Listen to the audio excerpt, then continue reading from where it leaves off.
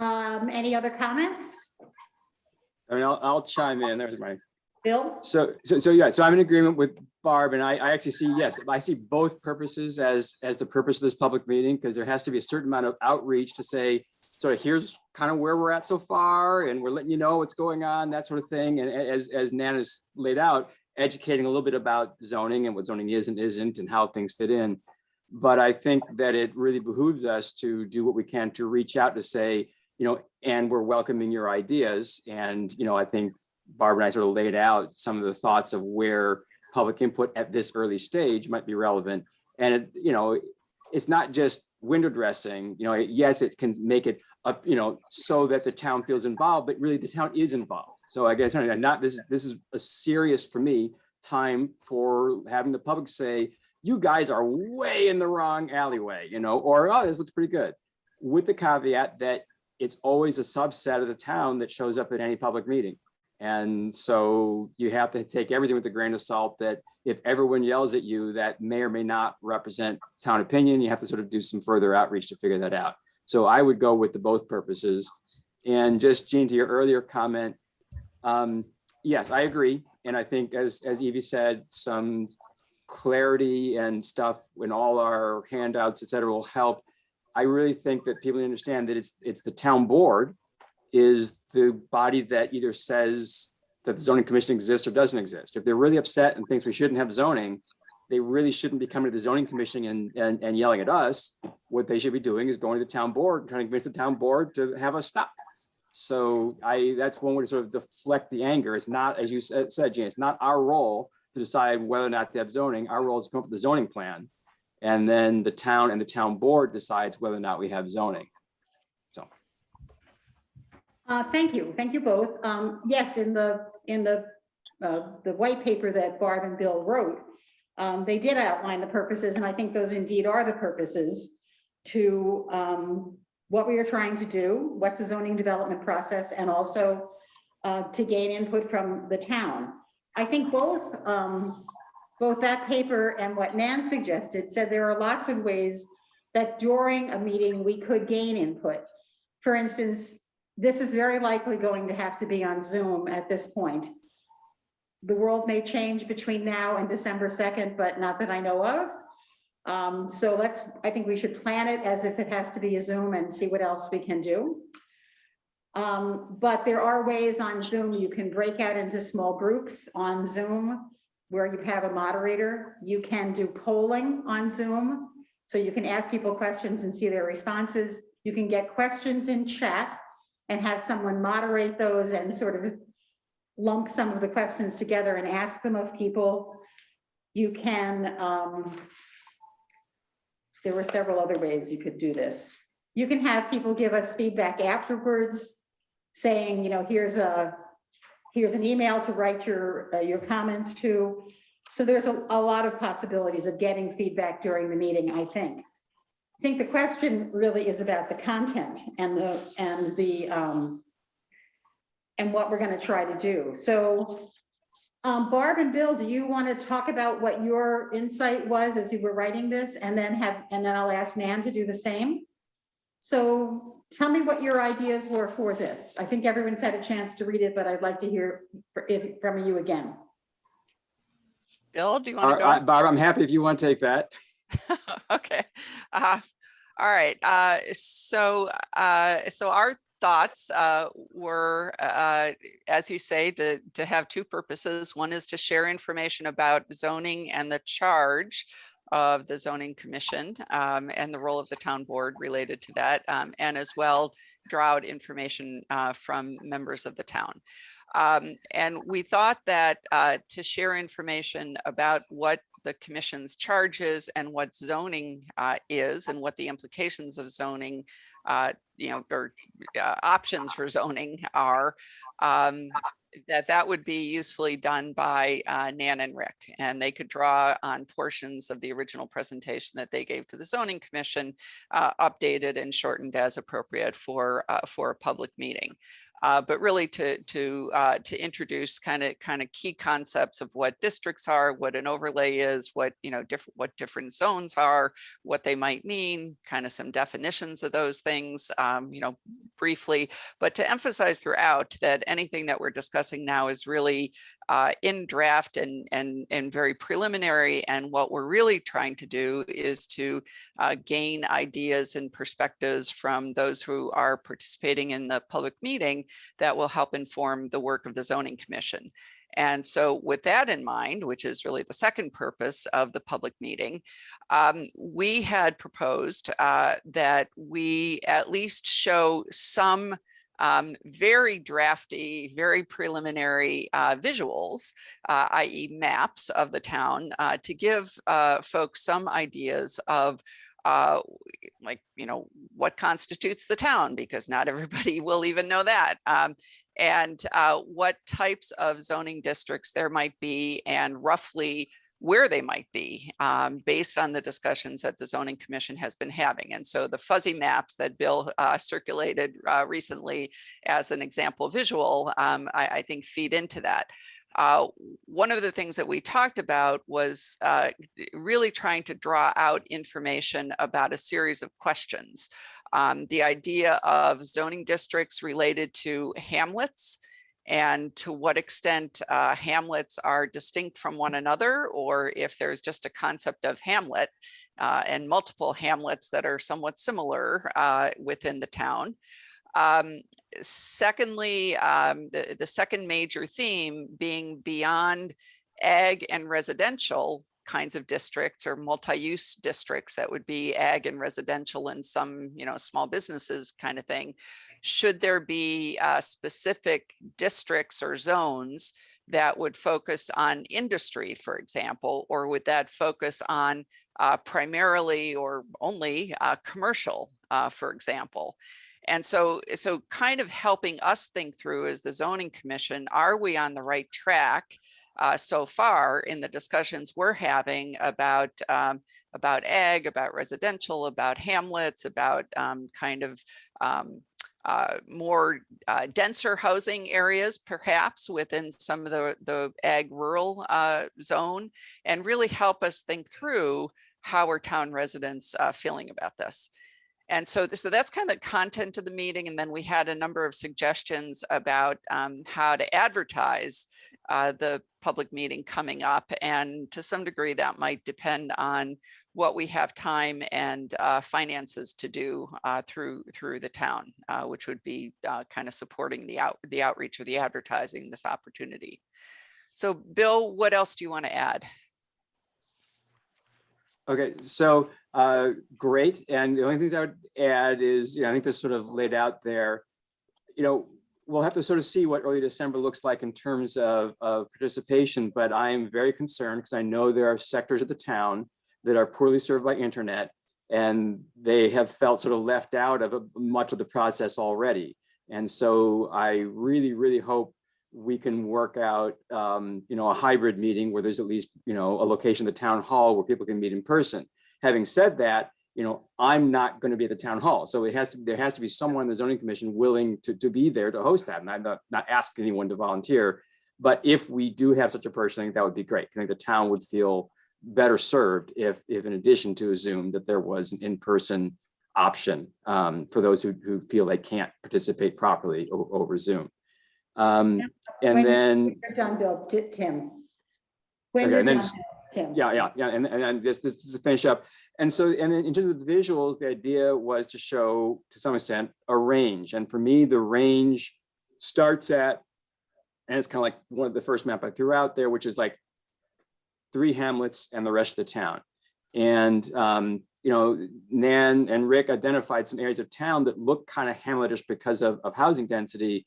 But in terms of the way I think most of the town thinks about the town, we have sort of 3 traditional hamlets. So the minimum zoning for the town that meets anything like the purpose of the comprehensive plan would, to me, be 1 big zone plus 3 hamlets, because that gives you some sense of guiding commercial development a little bit, as opposed to just like 1 big zone for the whole town. That's the low level. And then the other map shows sort of like the most complex thing we could think of, which is all these other different districts. and really explain to people that these are the range. And it's going to be, what do you think? We're in this, what are you doing to drop? So that was the purpose, is to have two, show the range and try to have as much public participation as possible on the sort of questions that, again, and they're should and are welcome to talk about whatever, but it sometimes helps to have a few questions to focus the discussion. But that doesn't mean it should be limited to that. If someone in these breakout sessions has some other point they want to make, that should be listened to by whoever the facilitator is. Okay. Thank you, Bill. Tim? And then Michelle? Regarding the public meeting, I think we're just gonna have to wait and see what the town policy is at that stage. So that's, I think we just have to understand that could be on pause. And I was just gonna mention, I'm wondering about what stage you're all gonna be at in another 6 weeks. And it well could be, hopefully you'll be at a stage of being having much more well-defined notions and ideas. So Bill, if you toss up a general this and that versus the worst possible scenario, it could really undercut all of the work that you've done. So I guess I'd recommend at that stage presenting a rough idea of where you're going. Well, I guess that's kind of why I was hoping for November rather than December. So, but yeah.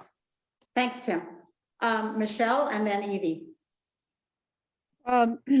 Maybe, I don't remember this in what you guys wrote up, but how long do you imagine this meeting going on?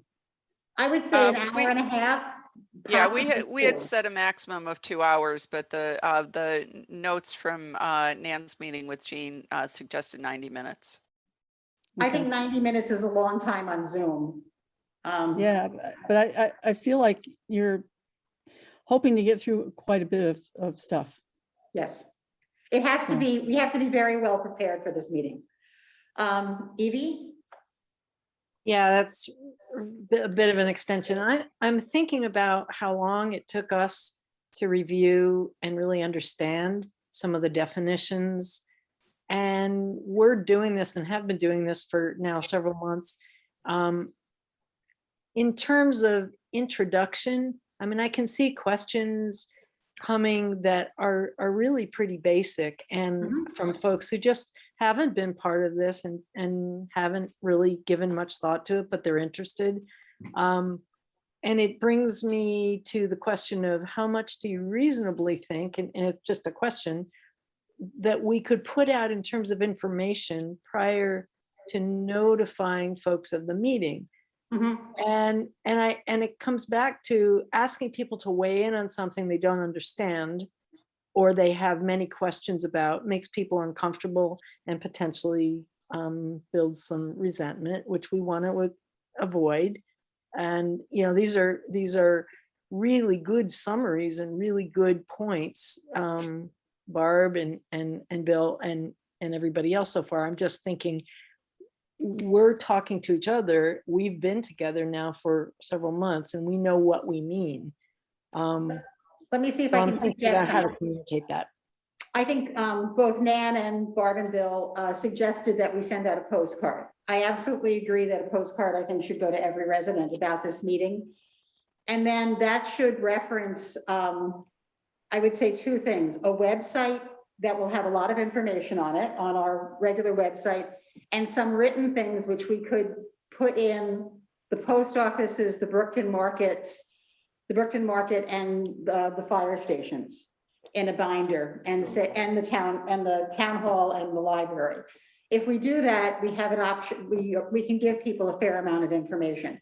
We can answer some of the frequently asked questions and have those there. We can describe what we've been doing. We can give some definitions. I would say that shouldn't be any more than maybe 3 to 4 written pages. I would prefer that it were 2, but I think in all reality, if we're going to get some information out, that could do that. And so it would say to people, here's a lot of information. If please try to read this before you come to the meeting. Does that make sense to people? Jean, just does it make sense? Kind of. I don't know that we can count on or expect that people are actually going to go somewhere to read materials. Right. So if there really is an effort be putting into, for example, prepare a list of frequently asked questions, which I think is a great idea. That document can be posted on the webpage, Right. very, very clearly. Sure, posted in community centers and wherever else people might see it, but I don't think we should count on that. But I do think an FAQ is a great thing to prepare between now and then. Mhm. And Nan sent us one with, from a different town, which we can't completely take, but a lot of the thing I think would be the similar. Will, I'm going to ask you to speak and then I'm going to go to Nan. Oh, and I see somebody waving. Is that Yeah. Bruce? Yeah, Bruce wants to speak, and then I had a quick comment also. Okay, so Will, Bruce, and back to Bill, and then we're going to Nan. Maybe we could use the town mailing that Mark started doing to provide some of the information, 1 or 2 pages. Just a thought, then you don't have to rely on people going to somewhere to get information. And also, I just want to suggest that we shouldn't be afraid of repeating information, because repeating information is good, especially if it's a new topic. Thanks. That's it. Okay, Bruce? I believe that mass mailing is a good way to do it. I don't think we can do it by zip code, but we should do it by the town addresses for the people within the town of Caroline. I like Nan's paper that she sent out here. Like, maybe we should do something like why the zoning commission, what she has down here, because that would explain to people what we're tasked with. Yep. So where we're coming from and why we're doing what we're doing. And that, I think, will cut back on a lot of the bad PR we're gonna get at some of these meetings, I believe. And I do believe that we should have a public meeting, because I think without a public meeting, there's a lot of people that don't have internet. There's a lot of people that don't have, the process to get in on it or anything else. And they will be uninformed. And those are the people gonna be the loudest people once we get started with this, if they're not upfront and know what's going on. Thank you, Bill, and then Nan. Okay, and so, yeah, sort of seconding and merging Barbara and Will. I think a postcard goes out, absolutely. And I think, and I think Mark can chime in, I think there's enough budget to also send an additional mailing. Doesn't have, because the town mailing just went out, I think, or supposed to. And so I think that we can have our own mailing that has additional information. And I love the idea of putting it at Brookman's Market, et cetera. Done that with things in the past, but I think you have to mail that same information to everybody, because as Barb mentioned, not everyone's going to feel comfortable going into a store right now or expect them to. So I think that it takes 2 mailings prior to the meeting, plus having stuff at, you said, central locations. I think that's great outreach. I'm going to actually have to switch computers, so I'm going to tune out for a minute here and then I'll be back. Okay. Thank you. Nan? Do I see Nan? I can speak about the mailing if you want to. Okay, we may have lost Nan. No, I'm here. I just had oh, to there turn you my mute off. So go ahead, Mark. Okay, I just want to mention, so our third I was going to say what Bill said. So our third newsletter, we're going to mail it this week. So I think a separate mailing from the zoning commission, if you have an informational packet, is a great idea. And no problem, we have a list of all town residents, so that's no problem. We can put the post, we can, meter the mailing with every town resident. So we've got a process for that. So Great, that's all. wonderful. Nan? Well, it's a lot to unpack.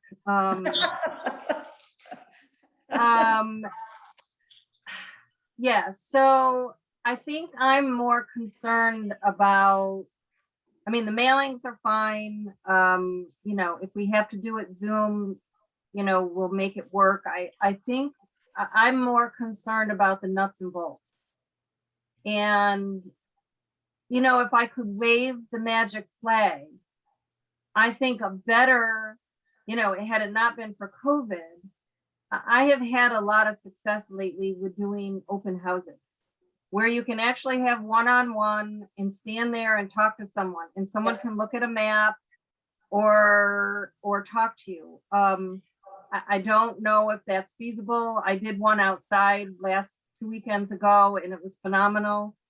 I'm just afraid that even though we have narrowed down your purposes to telling everybody what's going on and showing them the range, that's all great. And then asking for input. I am afraid that that's the part that I get stuck on from a Zoom perspective. You know, we can organize small groups and split the group. Let's say there's 70 people online and we just split them up into small groups and each of you take a room and talk to people, but then we have to make sure that we're facilitating the small group the same way for each small group. And that's, that takes preparation. Yep. I think there's going to be, I don't remember who it was, if it was Evie or who talked about that there's that what are our in a Zoom platform. I'm afraid that we're going to get more questions than input. Just because this is going to be the first time that people will have had a chance to hear about it. And so I'm not saying we shouldn't do all the things you just talked about. I'm just concerned about the appropriate way to get the feedback. We can do polling, we can ask a question like, do you think these 3 areas shown on this map are indeed the hamlets that we should plan for? I'm just pulling something out of a hat. Yeah. And people can click yes or no. But if it is true that people are going to be, there's a fairly big segment of the population that is not going to have access to Zoom, then we still don't get input from them, even if they're in a hybrid. So if they're a hybrid and they're sitting at town hall, then we need to have the same presentation and the same facilitation and the same conversation at town hall. I've been in some really effective Zoom meetings where the polling is great and people can type in their question and we can record the questions and we can have someone moderating the questions and then ask, pick out the top 10 or something that we choose to answer in that 90 minutes. But I'm just uncertain about the structure of how we actually structure. I mean, putting a presentation together that explains what zoning is and what we're doing and why we're doing it and how it ties to the comprehensive plan and what the zoning commission has been up to generally, that's the easy part. I have no problem with that. It's the what do we do next and how do we effectively engage the community at that point that I'm concerned about. And I'm just not sure we've hit on the right way yet to get the input part of it. I wish we could do an open house because I think that would be really great to have someone be able to stand in front of the map and say, did you think of this or, whatever, but I don't know. So I'm open to other people who, have ideas on how we can effectively use Zoom to get the input. We can put a map up. There's programs that you can use that you can put a map up and people can put sticky notes on the map, to pin, locations or whatever. We can have the same map at the town hall if it's in person. There's been so many things floating around and so many, we have maps that you've looked at. Now we have fuzzy maps that Bill did. And then we have specific things that we talked about in the ag district. And now you don't want to talk about that. So I'm a little, to be honest with you, I'm a little confused on the nuts and bolts of how we get the input part of it. Okay.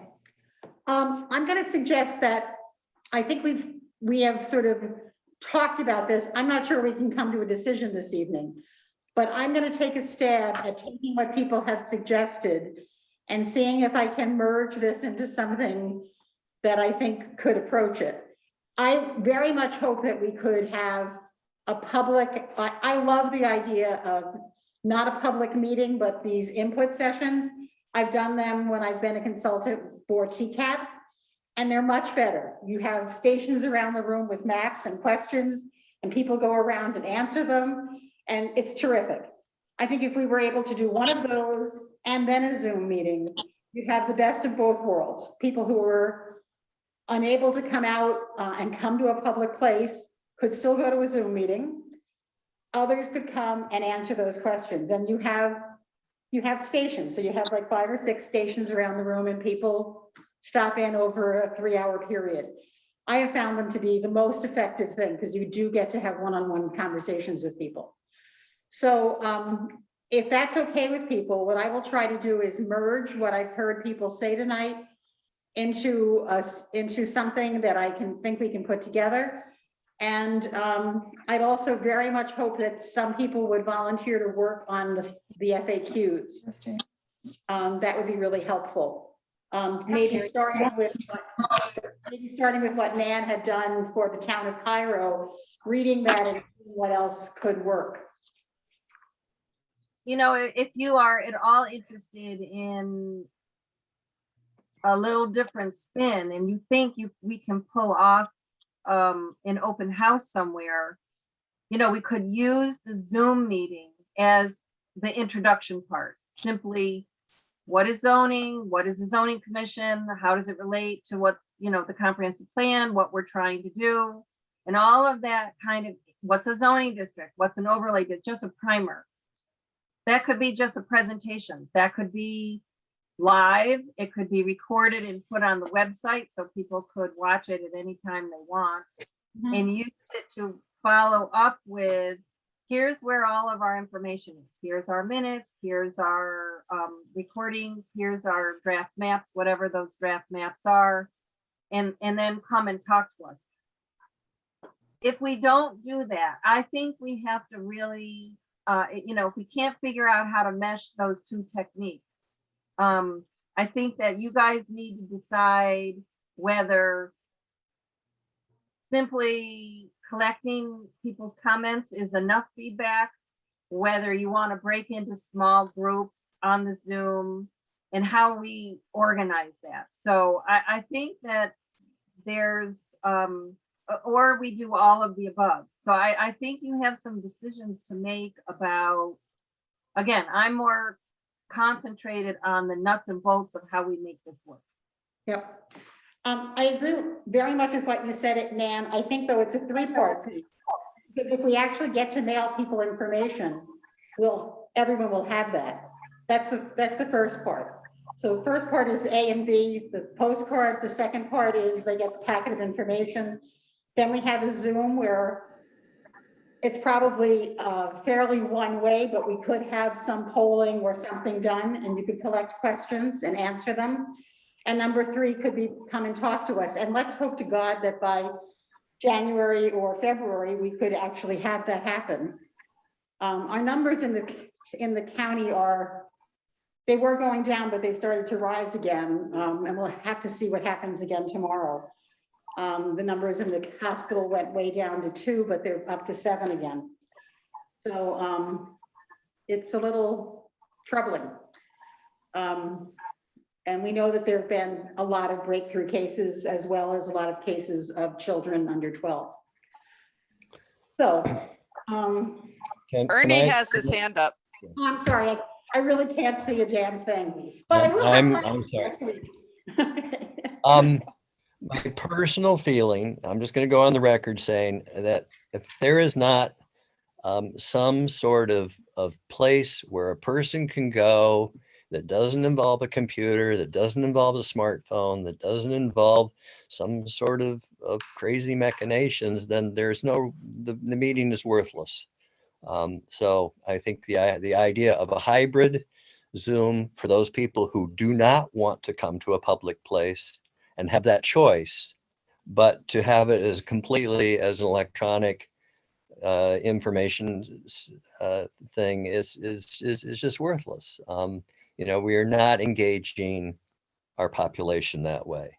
And since this isn't really necessary as part of our role as a zoning commission, I would say, you know, we either wait until we can do that and make it part of our process, or we just blow it off and go to the final public hearing and, you know, do what we're going to do, because I think the input we're going to get from any session like that is ridiculous. And I don't think that our job is to make zoning palatable to anyone. Our job is to come up with the plan. I will That's it. say that part of the zoning thing, it does say, or as part of our charge, through a process which encourages and accommodates public input. So we have to try, and given the limitations that we're under, we have to try somehow. So is it okay with people if I do what I suggested, which is talk to a couple of you over the next couple of weeks, talk to all of you, send you ideas of how I'm thinking I could put this together into something that would work, have something to say yay or nay to next week, or in 2 weeks when we meet again on the 26th. And that would then be 6 weeks out from the meeting. I think we could prepare a lot of things, get ready to go out and have them ready. Is that okay? Can I? I'll just let you know Evie has her hand up. I can't see. Oh, Evie. Hi, Evie. I see your hand up.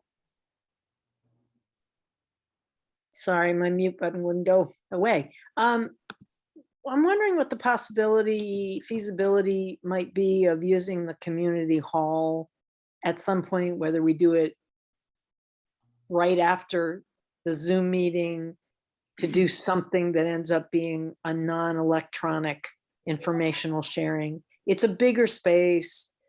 It could more safely accommodate sections, stations, could make it easier to have that kind of setting where people feel like they can come and learn and not have to negotiate electronics. Because I'm inclined to agree. I think Bill and then Ernie, we mentioned we really do have a large population of people. I mean, I myself hate using electronics, but at least I do it. And then it would just not be cool to move forward as though we are getting input from people who don't have access to internet. It's just not fair. I think at the moment, the town board has said that your meetings will all be on Zoom as of this moment. Is that correct?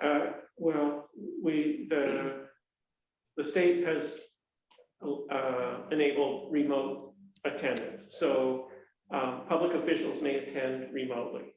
But I have begun holding town meetings here if anyone wants to attend who is masked and vaccinated.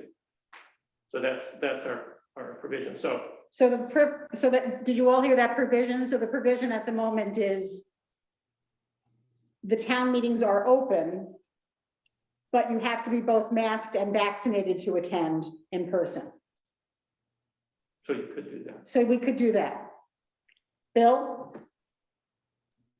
So, yeah, and so I, yes, agreed. And then I'm fine with that. I think it could be either or, and you're going to talk to all of us, so I'll tell you this again later, but it could either be a simultaneous thing where there's a Zoom part of the meeting and one group is meeting there at the town hall, watching Nan's presentation that way, but it also could be like a double header.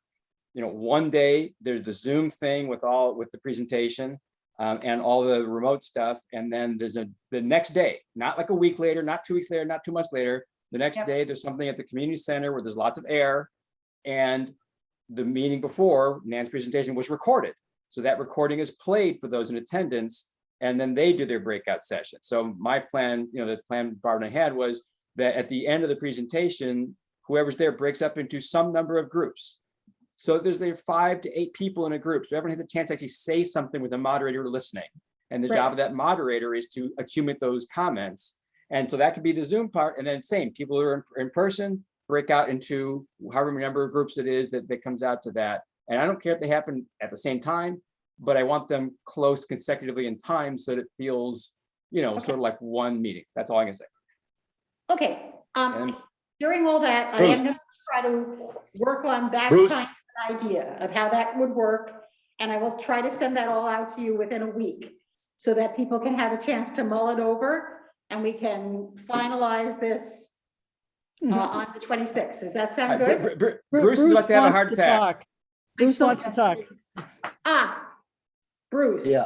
I believe if you don't engage as much of the public as you can, just like Ernie said, it's worthless. My other thing is, I believe you should have it at the fire hall because it's bigger, it's wider open, they can open doors. If it's decent out, you can accommodate a lot more people and people will be more comfortable just because you can be spaced out better and you can have all the doors open and it'll be air. That's the Brookendale Fire Hall. The Brookendale Fire Hall. Okay. So that would be a lot better. Yes, thank you. Okay, thanks very much for that.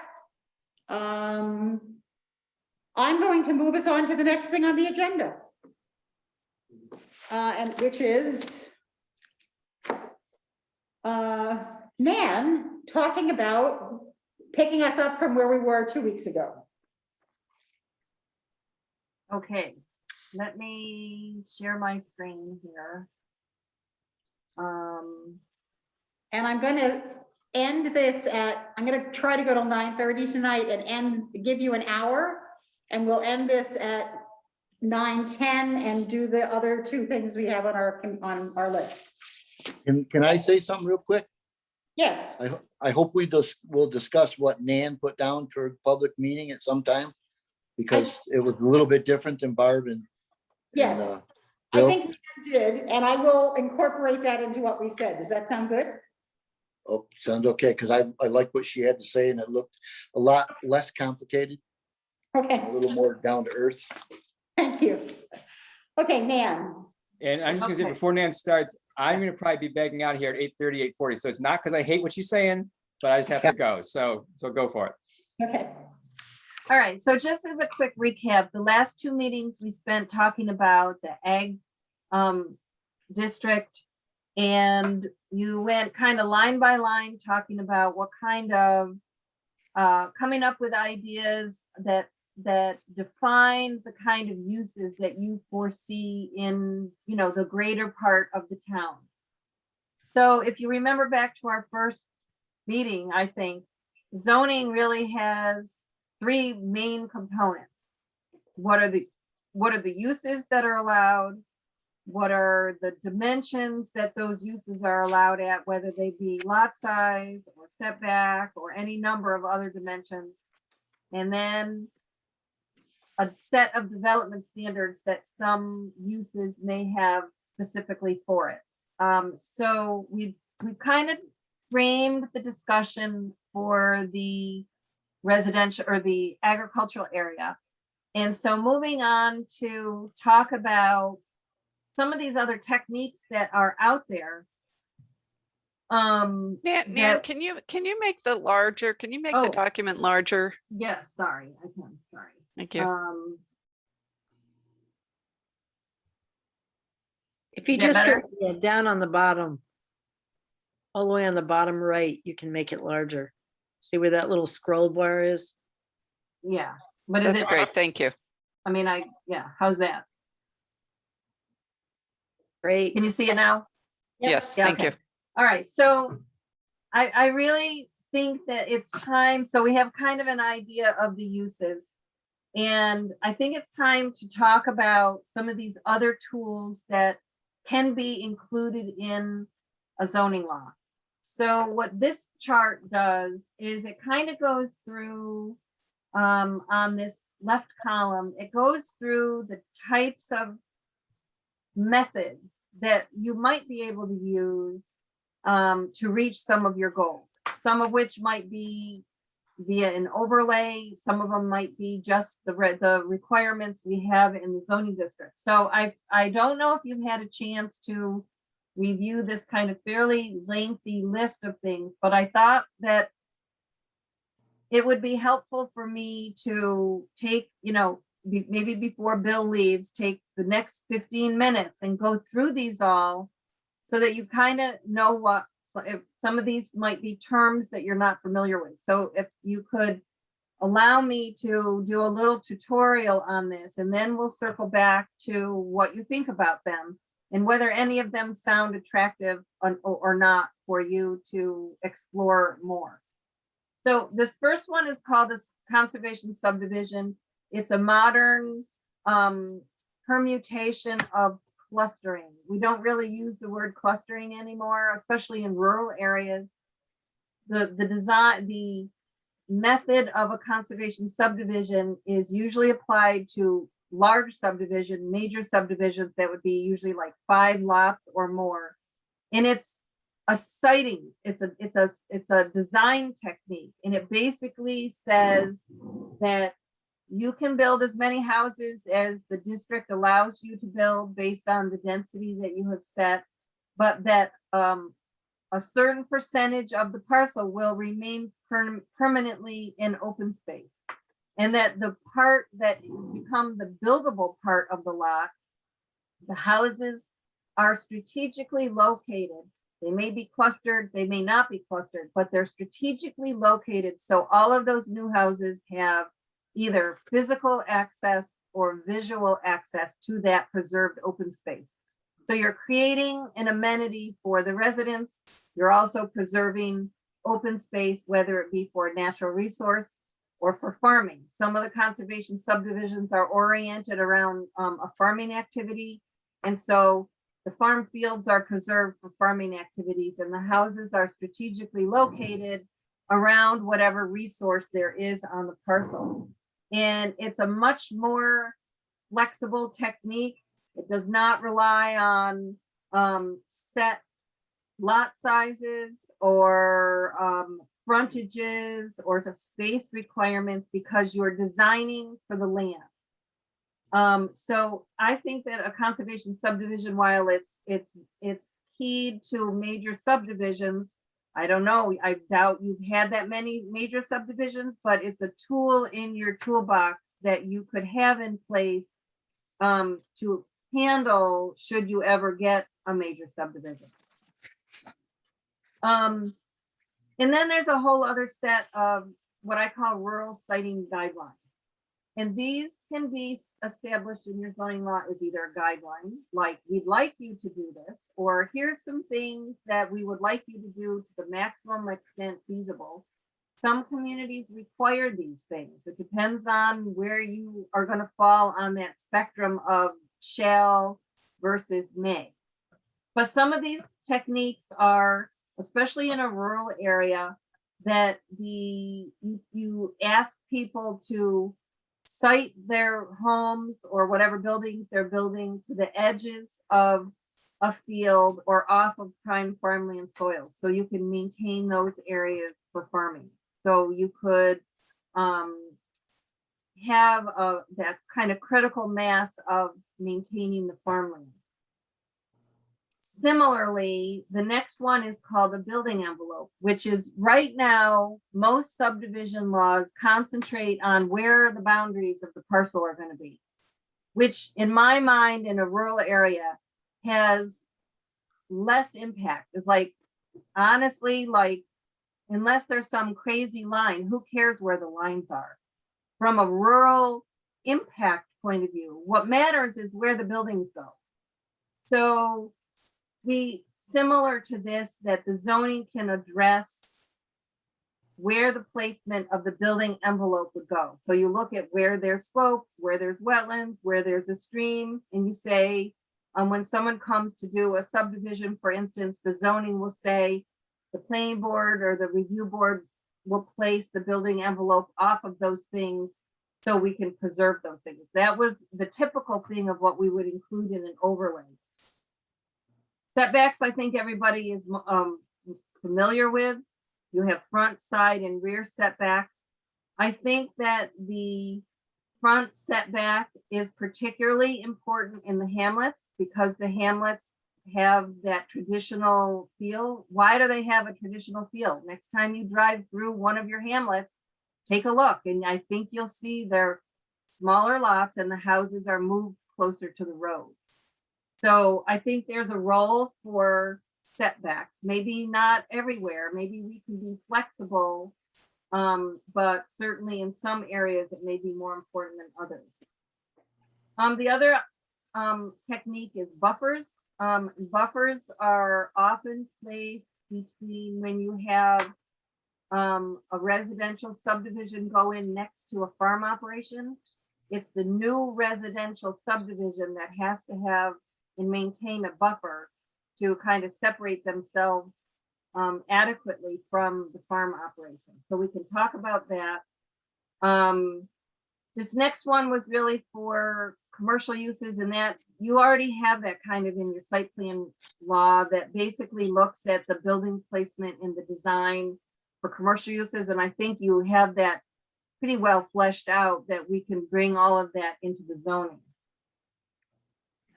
The next concept is density. The density is in many communities, they set a minimum lot size. So they'll say, if you want to build a new house, you have to have an acre, which is probably the minimum you would get to get Department of Health approval. But some communities have much bigger lot sizes. There's communities that have 8 acres, 15 acres. You go out to Pennsylvania and Ohio and they're 40 and 50 acre lots. The difficulty with setting a minimum lot size in a rural area is that it forces everyone to have that size lot. So over time, you start having uniform development, which is not your pattern. The other thing is that it locks you in, it takes away some of the flexibility to have a minimum lot size.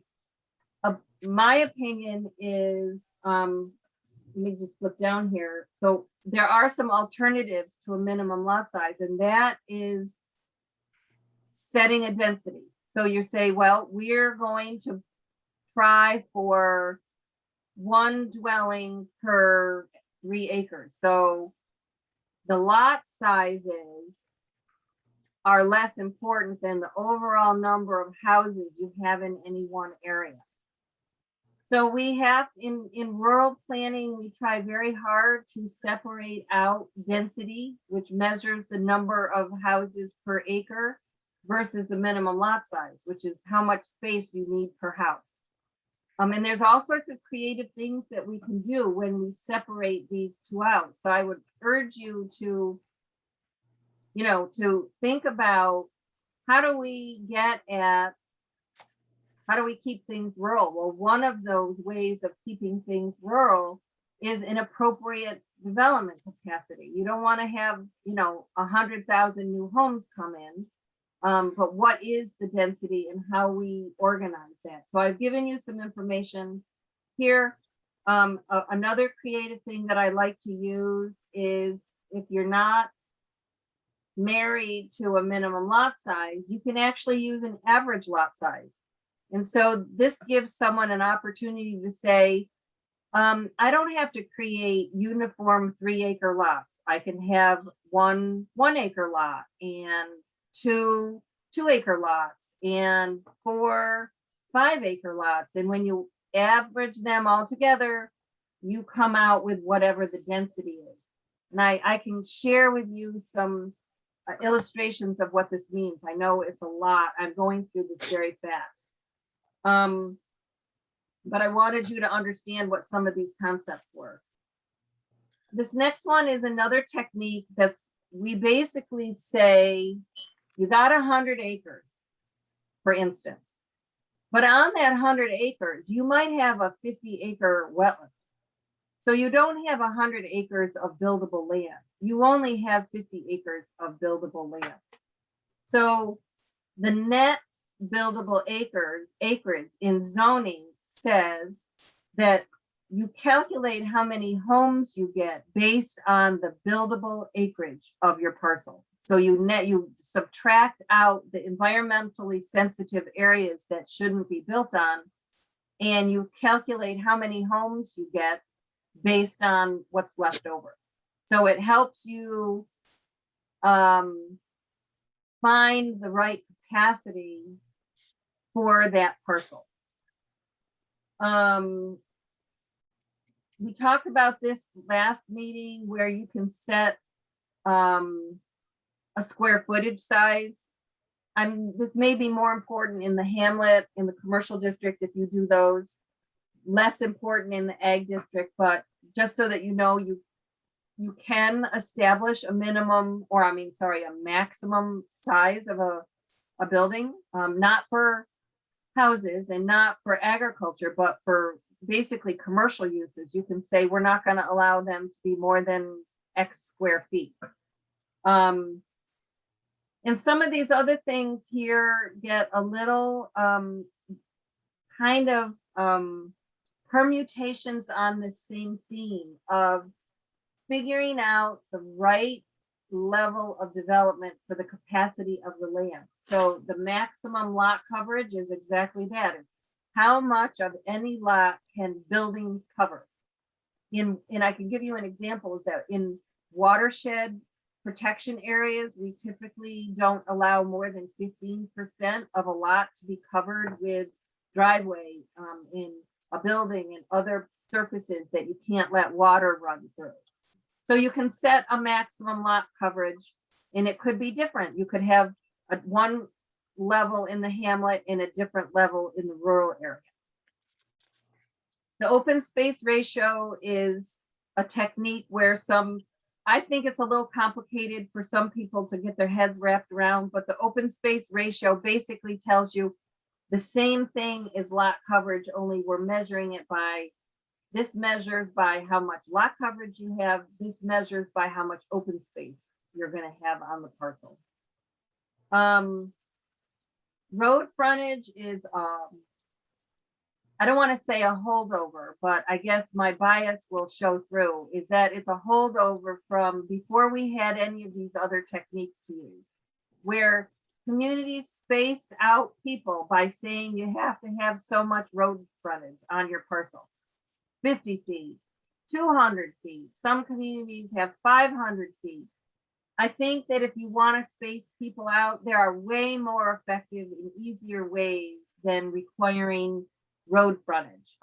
So I will raise my hand and say I'm not a fan of road frontage. I don't think I think there's a lot of better ways we can get at appropriate density in siting new homes and new uses in this district without it. Building height, probably not so much an issue in Carolyn. Most rural communities set a height for residential buildings at 2.5 stories, 2 stories in an attic. Some hamlets will allow 3 stories, but you don't often see more than that in rural areas. And then the last thing kind of in this rural standards toolbox is you already really have it already in local law 2 of 2007, which really gets at stormwater management, erosion, and sediment control. Those are,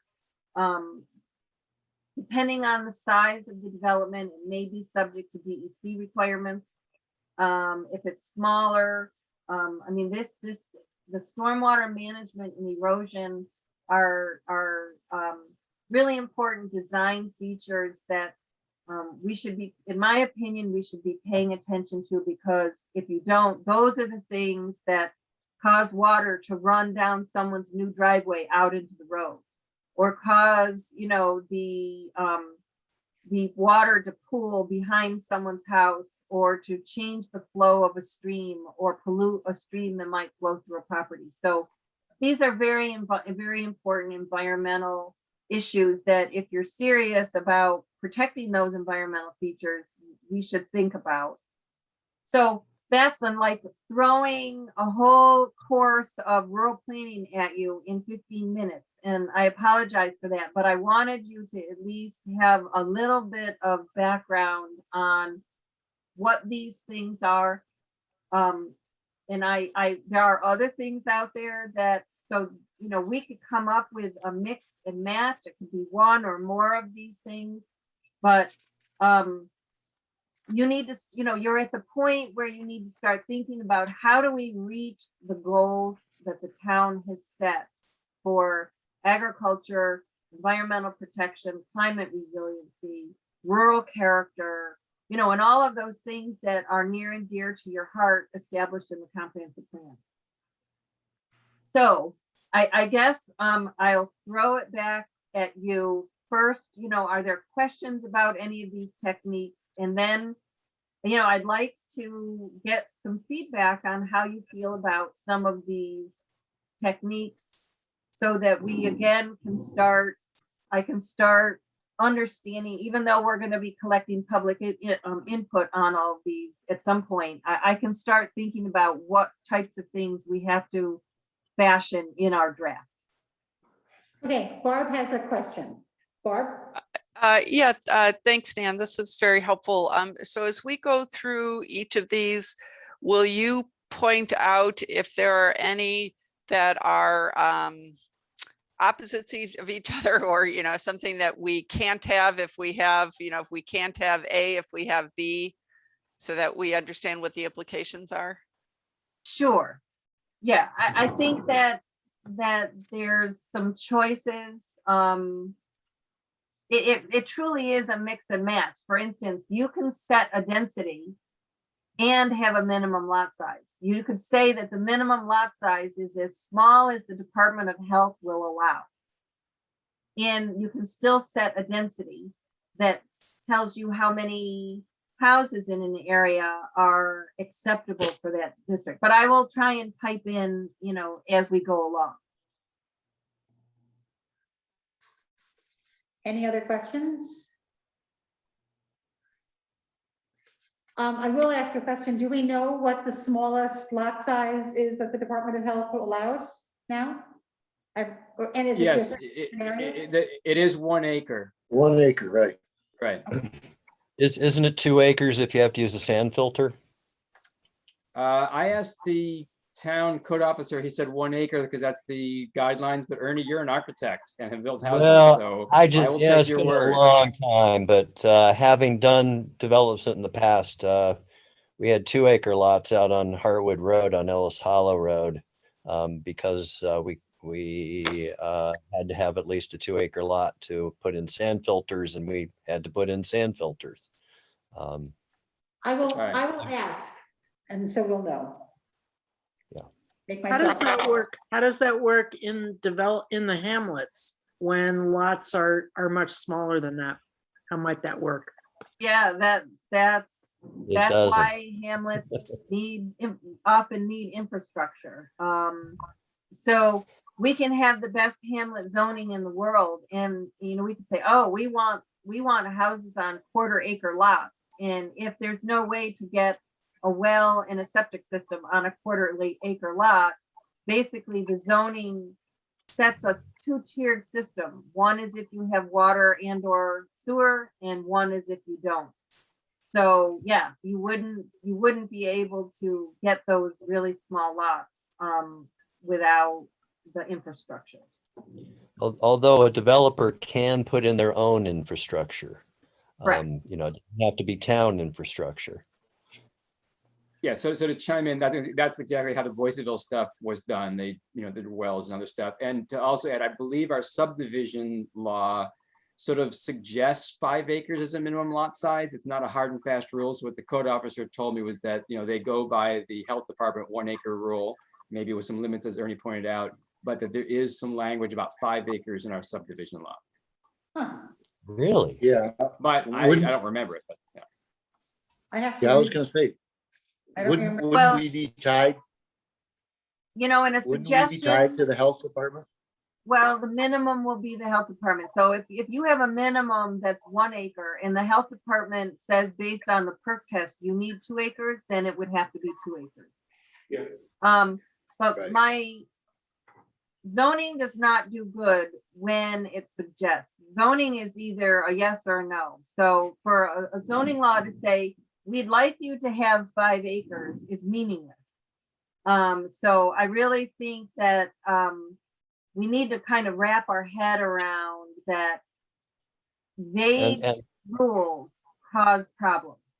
Because and, it, and, go ahead. and conversely, you could zone for, 5,000 square foot lots, even though it's impossible to do. Right? I mean, you could allow that to happen, even though it's not likely to happen because you can't put a septic field on that. Right, yes. It does So, give somebody the opportunity to come in and say, all right, I'm going to put a package system in here. I'm going to develop these 10 lots on this 2 acre parcel because it's allowed by zoning and we get that density that we want.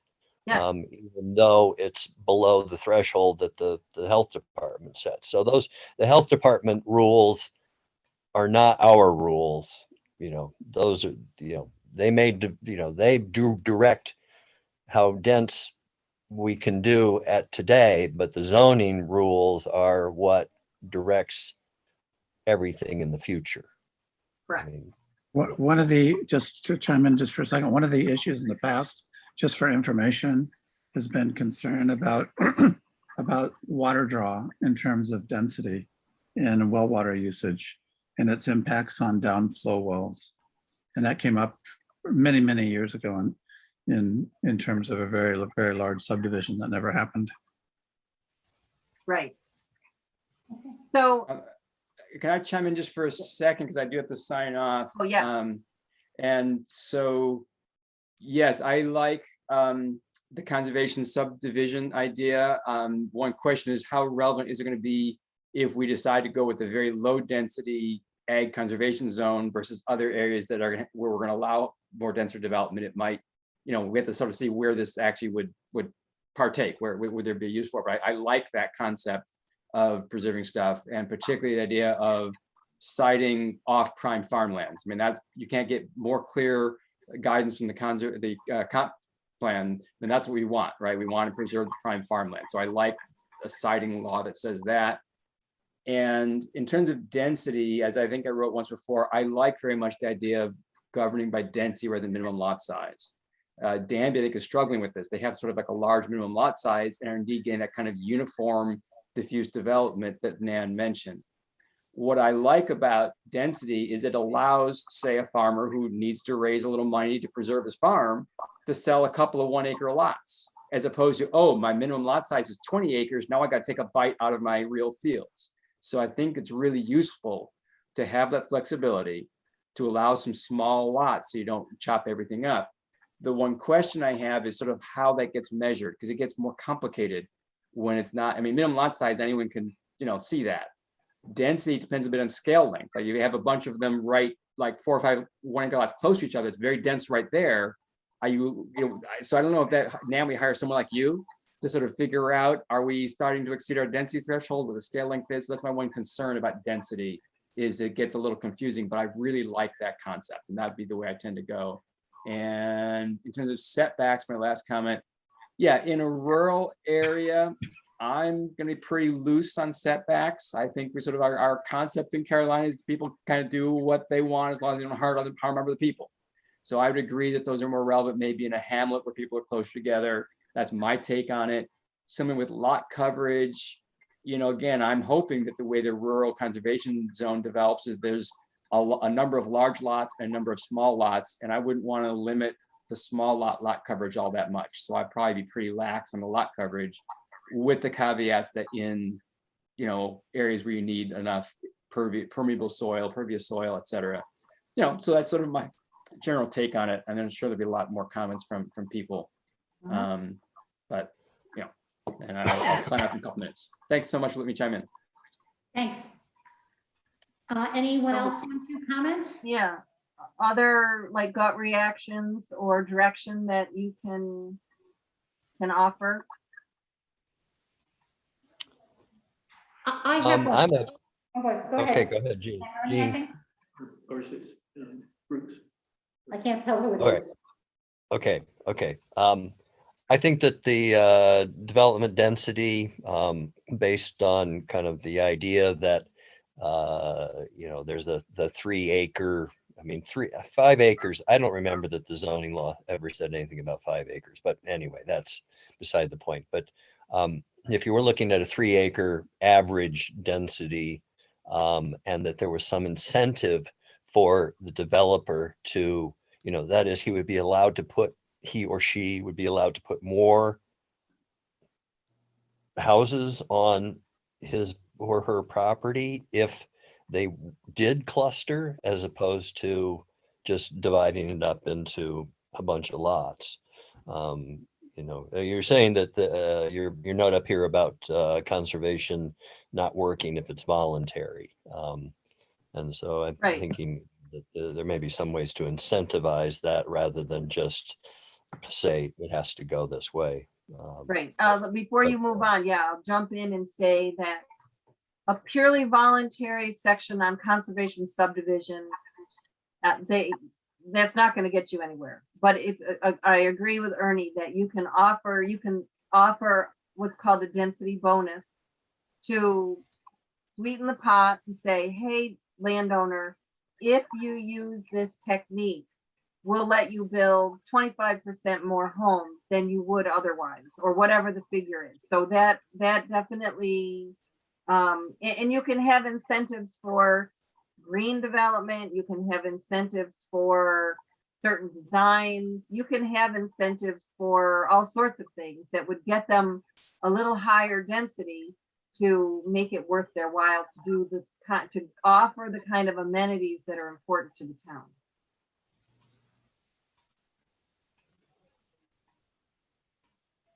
Anyone else have their hand up? It's just a lot. It's a lot to digest here. It There's is. just so many It is. things about here.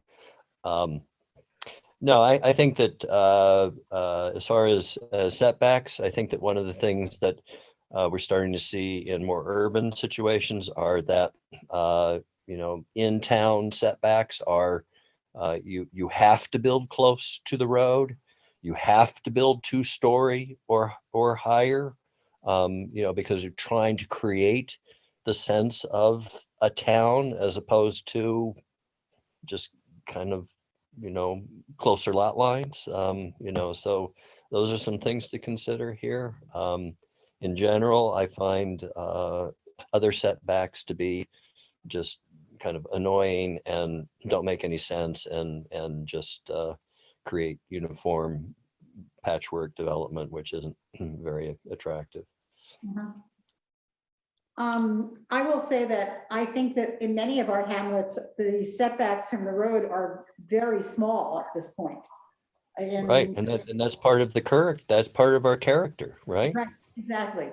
So, in the, I think some of them are less than 10 feet in Sladeville Springs and also in Caroline Center. They're very close to the road. Even on Coddington Road. Right. It's just how smart people, they put their houses up close to the road because they didn't want to plow the driveway, Right. Plus, some of the roads got wider over the years. Yeah. Well, there's that too. Roads have gotten bigger. Yeah. I, of course, have a 1/3 of a mile long driveway because I'm an idiot. Me too. And that's the truth. Are there any of the techniques on here that I know that you got to digest it, but is there anything that was like a red flag, like, whoa, this is out of what we envision in town? I mean, it might be easier to say what you don't like than what you do like. So you could offer some, feedback on, this will never fly. That I'd love to hear that if you know that yet. So Nan, I like net buildable acreage. I'm sorry, what? Net buildable acreage. That broke up as well. Sorry, Did can you you? say you liked it or you did not like it? Who is? Oh, this is horrible. Oh, it's a dog, I think. Is that a dog? Somebody's feeding back. Okay. Yeah, Ernie, could you say, I couldn't hear whether you Yeah, said yeah, you no, liked it or. I think the net buildable acreage, where you actually take out the unbuildable areas and then say, okay, here's your net buildable acreage on this, and then establish, you know, how many lots can be built, as opposed to just taking any old piece of land and saying, yeah, I got, you know, my 100 acres of swamp here, and I'm going to put 10 houses on it. So you think So that makes sense then? Yeah, I do. I like that. Okay, I like it too. I definitely wonder though what limits and whether this will be a site plan limit on how large of a development, because when I think about the conservation requirements for, I think you said it was 30%, but then in this document, I think it went up to 50% needed to be retained for conservation land. That in combination with net buildable acreage, what limits are there on the size of a development? so first of all, the percent of the open space that you require is set by you. You know, there's no set law. Most communities use 50%, but I've seen some communities go lower and some communities go higher. But the way it's set is so that if you had, you know, if you had wetlands and steep slopes and other environmental features, those would be included in that 50% land, or that you could write it so that it included that 50% land. So the conservation subdivision is what we call a density neutral technique. So let's just say in the ag district, you decide that you want a density of 1 dwelling per 3 acres. And just for pulling a number out of a hat. And if you had, let's say you had 12 acres, and you were eligible, and if you had, let's say it was just a big open field and there were no issues, environmental issues, you could use all 12 acres at a density of 1 dwelling per 3 acres, you would get 4 houses. So the 4 houses would go, you would get those 4 houses, whether you had 50% over here or 50% over here. So I guess what I'm saying is that the density is set by the zoning. The conservation subdivision is simply where those same houses go. So the limit would come from this one right here in the density, not the conservation subdivision.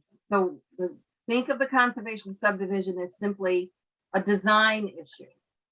The combination of how much acreage you have and the density that you set are the controlling factors there. That would be what would do the limit. So that's a great explanation. Thank you for that, Nan. I guess I'm wondering what tools that we have either adopted or plan to adopt will limit the ultimate size of a development. Let's say I'm a person who owns 500 acres of farmland. I don't want to use it anymore. It's only my land and I want to turn it into development. Where does that show up? What kind of tools do we have for that? That would be this one. It would be the density and probably with a combination of the net buildable acreage. So out of those 500 acres, you could say we have, let me get my calculator out here because I'm bad at math. So you have 500 acres, and let's say you had 100 acres of environmental sensitivity. So that would give you 400 acres of net buildable land divided by 3. You get 133 homes at a density of 1 dwelling per 3 acres. And those 133 homes or units could be single-family units, they could be 2-family units, and if you designed it as a conservation subdivision, they would be strategically located around 200 acres that are, 200-ish acres, if you set like a 50% open space. So out of that 500 acres, the density would establish how many you get, and the conservation subdivision would establish how they would be laid on the land. So would that conservation tool be a mandatory tool with the density driving how many houses? What I'm getting at here is that who knows what is coming in. We've had conversations already about properties that sometime in the next 10 years are likely to go into larger scale development. And so as we think about that, I'm just wondering what kinds of tools besides density will also be at play to protect a large development and keep and maximize conservation limits on those large developments. Well, a lot of communities started off using the conservation subdivision as voluntary. Some have moved to voluntary with incentives. And others have just said, you know what, we're just going to say it, this is mandatory. So some communities say, if you're going to do a major subdivision, it has to be a conservation subdivision. So yes, you could have, several hundred homes built, but they would be built in a way that would at least preserve a large percentage of that site and its environmental resources.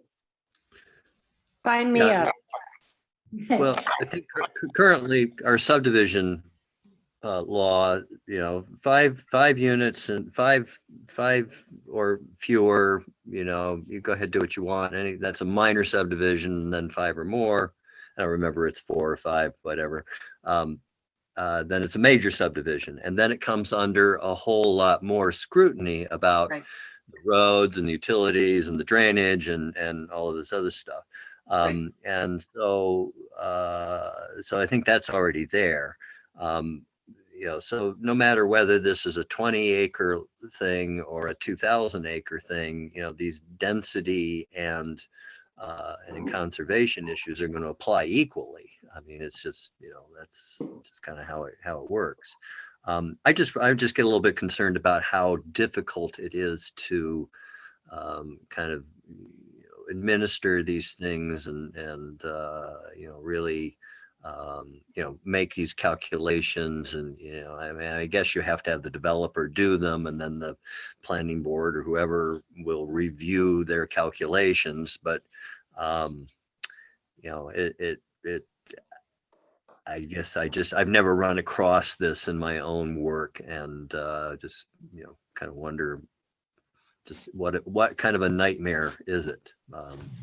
Yeah, I don't really think it's a nightmare. I think it's really just a simple, it's laid out in words and with it, we could even put examples in the zoning. We could put illustrations in the zoning. Sure. It doesn't have to be just text. So I think it works, and I think it's relatively straightforward, simple math. The hard part of the net acreage concept, though, is that people have to know what's on their property, and that's the point. That's the point from an environmental planning perspective, is you have to plan for that parcel. You have to know where the wetlands are, the steep slopes, if you have a critical habitat on it. So you have to know what's on the parcel and plan around those things. And that's what, But those honestly, are the maps. Those are maps that we create, right? Those are not maps they create. Those are maps we create.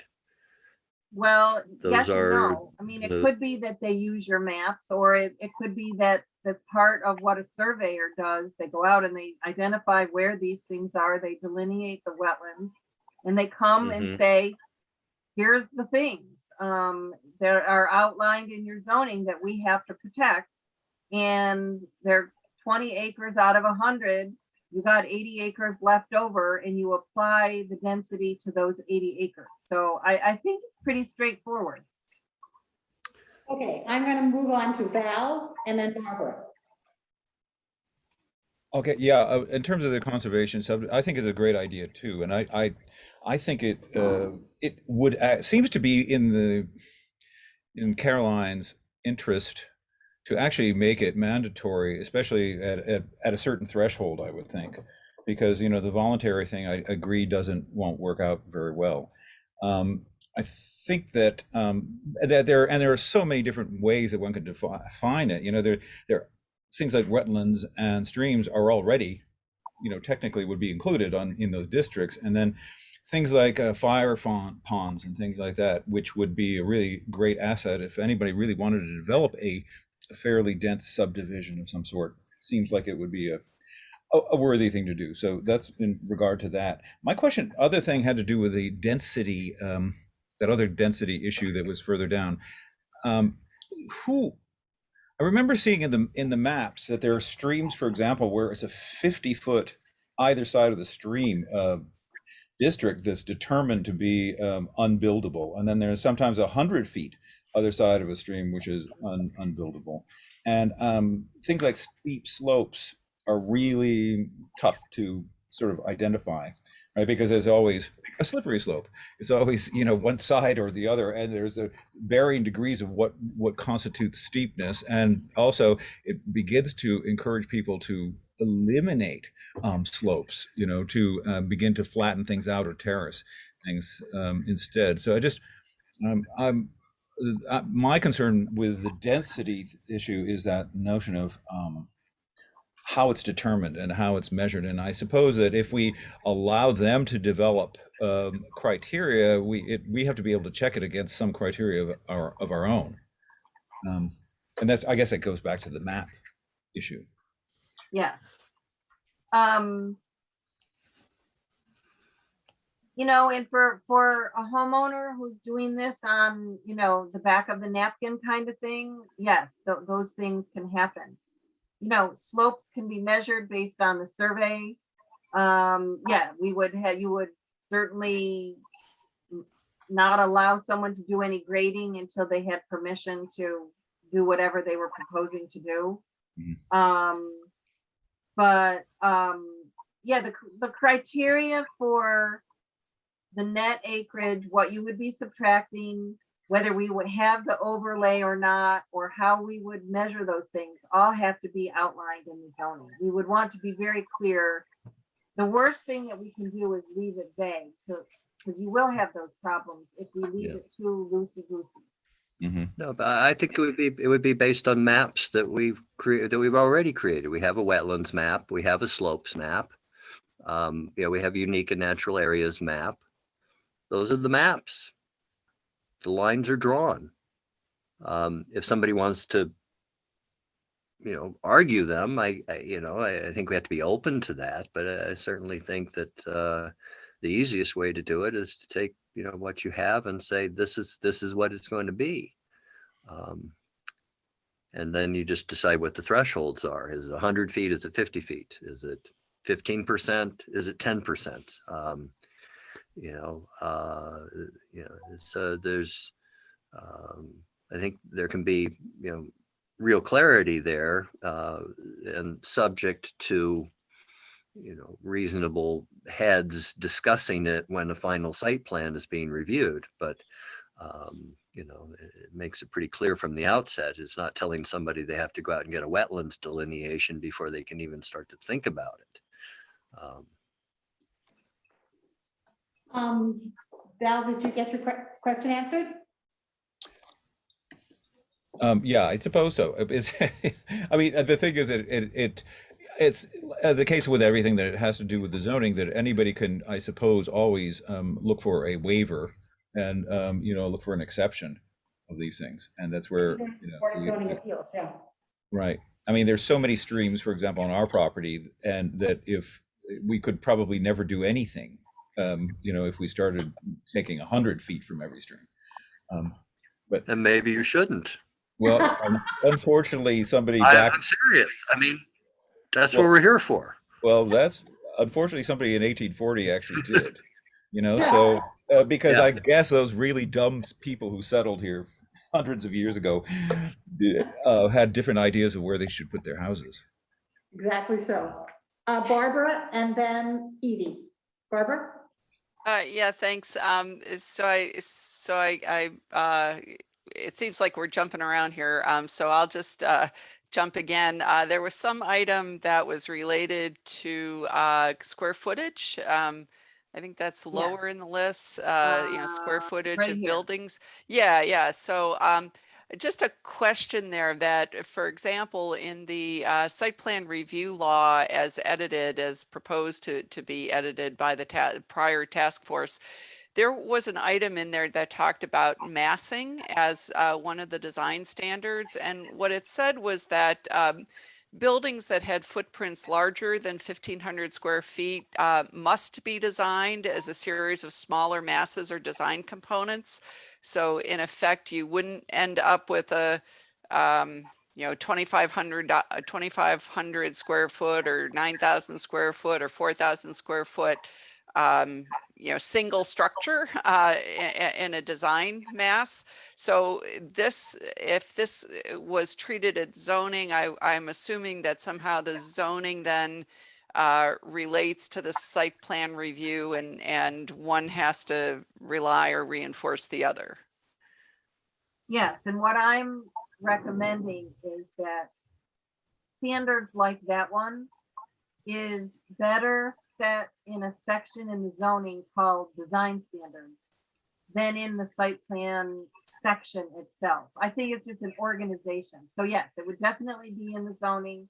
And it would be, we would have to say, this applies to commercial buildings, or this applies to, whatever you want it to apply to. So the short answer is yes, it would be in there. I don't think from a format point of view, it belongs in the site plan section that talks about how you do a site plan. It would be just a standard. So same thing, just different place in the zoning law. Okay, so that implies that down the road, months from now, we should take a look at the revised site plan review law and pull out of that elements that should in fact be in the zoning law. Absolutely. Okay. Absolutely. Yep. Okay. Edie? Yeah, this is a little bit of a pullback to considering our first meeting and how complex tonight's conversation is on all of this. I could easily see questions arising on any of these topics. And I'm kind of wondering, how would you think about this in terms of this topic and how we communicate these ideas to the public? I don't think we're ready to communicate these ideas to the public. No, we're not there yet. So what do we do when these questions come up? I guess I'm anticipating questions like this.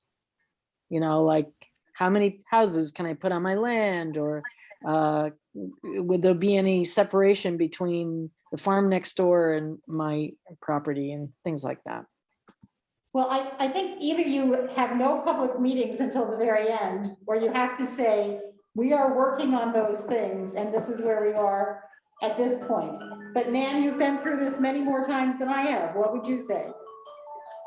I think that if you are still in the discussion stage, you just be honest and say, yeah, we've talked about density, we've talked about minimum lot sizes, we're thinking about how useful they would be and what implication they would have.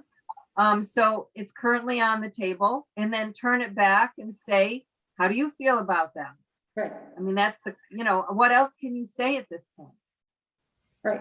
We That's haven't fair. even done any of these things. We are learning about them and thinking about them at this point. Okay. I think that we should wrap this section and go on. Can I say something? Yeah. This is Bruce. I see you, Hello? Bruce.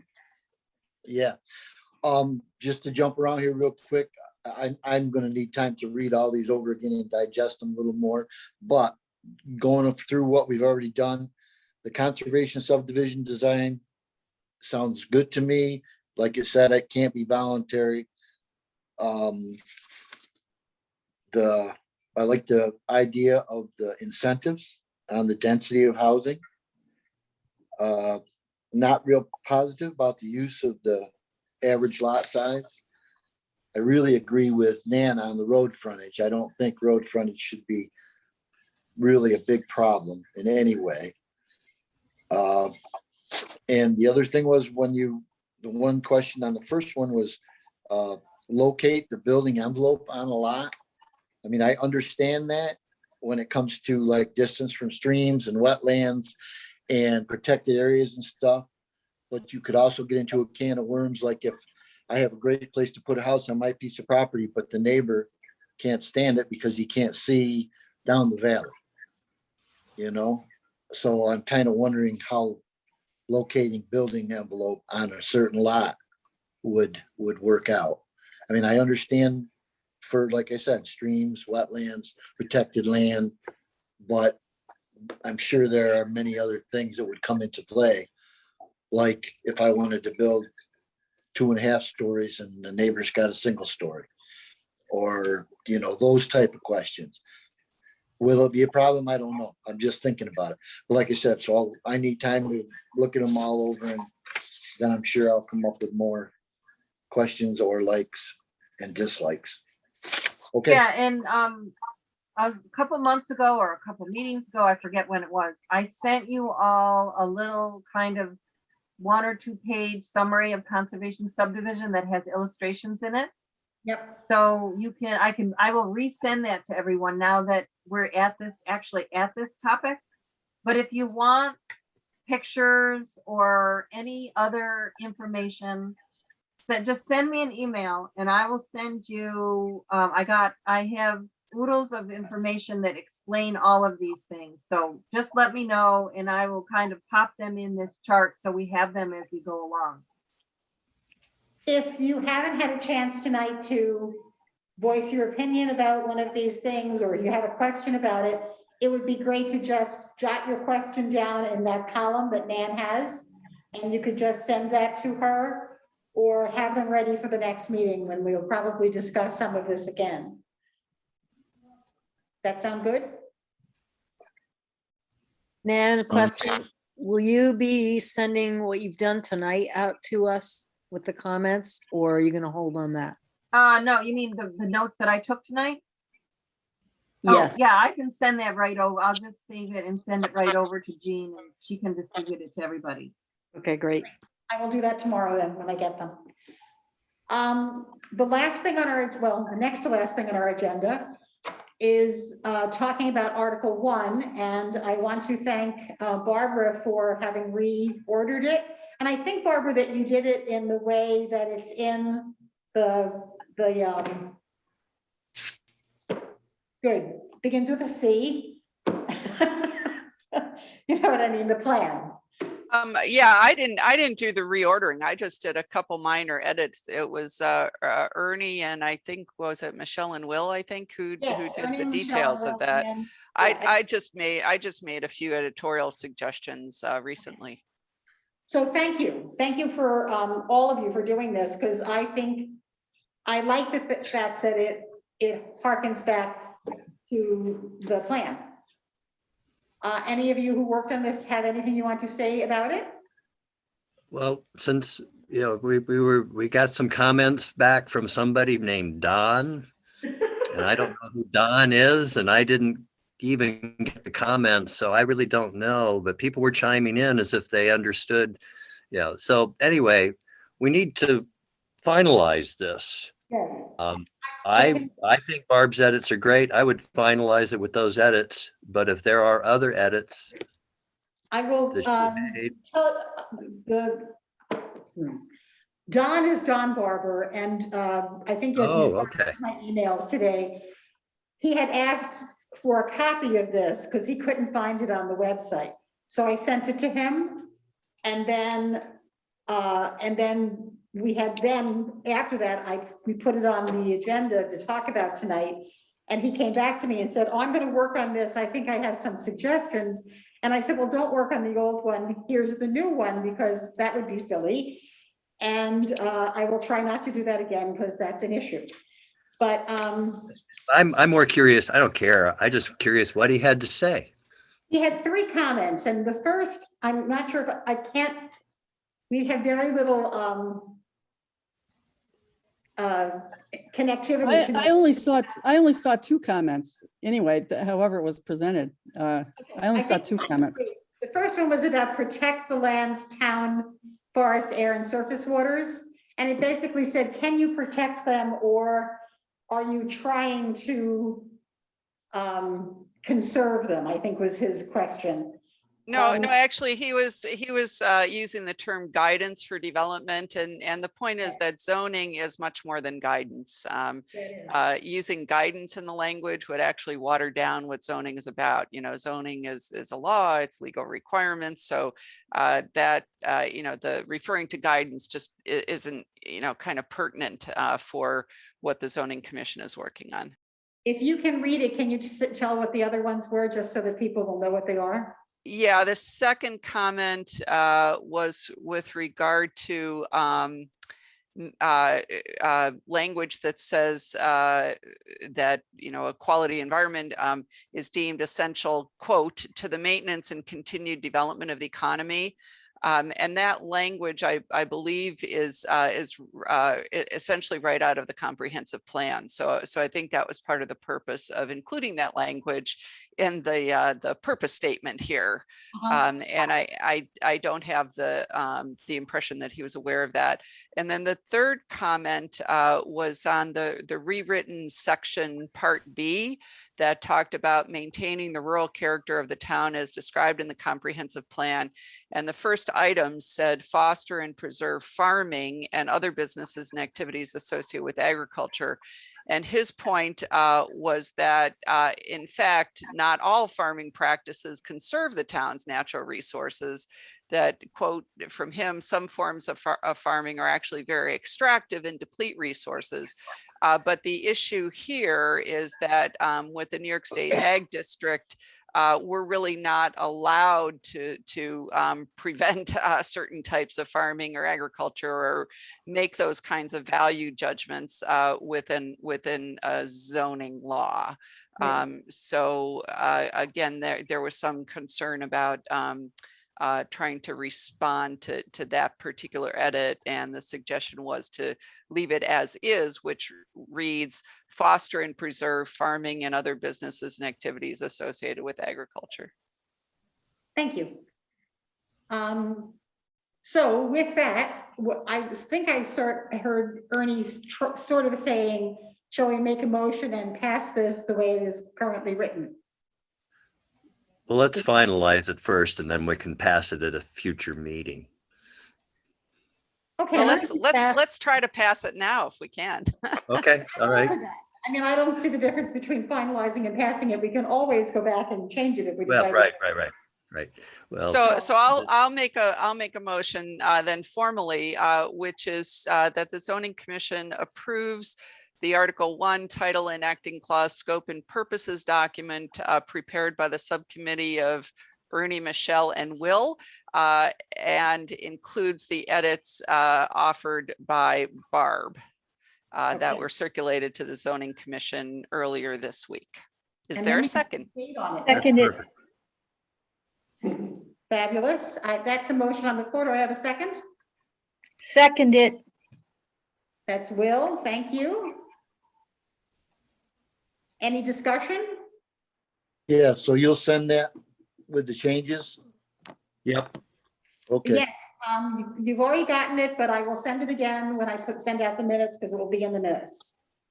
Yep. Okay, thank And I you. will take out the sort of extraneous EFIKL that are there. I don't know why I have them, but I will Yeah, take- well, it was, yeah. Yeah. Yeah, just strike all that stuff that's striked out and turn the rest of the red into black, Yeah. and I think you're good to go. I will do that exactly so. Thank you all, committee, for doing that. Let's say I need a vote. All those in favor say, or wave your hands at me, say aye. Aye. Aye. Aye. Aye. Nays? Oh, I'm so happy. Okay, that is unanimous. Thank you to the committee. Thank you to Barb. Thanks for getting this done. I think we're actually going to finish at 9:15, which was our stopping point from the beginning, without the 15 minutes of screwing around with the internet, which is a large part of my life. Yeah. So I will try to get to all of you within the week, the minutes of this meeting, everything that Nan sends me by tomorrow, and a kind of a outline of how I think we could have a meeting either entirely on Zoom with something else, or what I hope we can have, which is a Zoom meeting and then a public something, which I'm very hoping that we will have, because I think we need to prepare for both, just in case. Remember that the 1918 epidemic went on till 1922. So, hate to say that, but that's just the reality of life. With that, I say that we should adjourn. Anyone else say we should adjourn? Let's adjourn. Yes. Sure. See you in 2 weeks, and lots by email in the meantime. Bye, everybody. Thanks all. Good night. Good night. Good night. All right. Hi, Nan. Thank you. Good night. Thank you.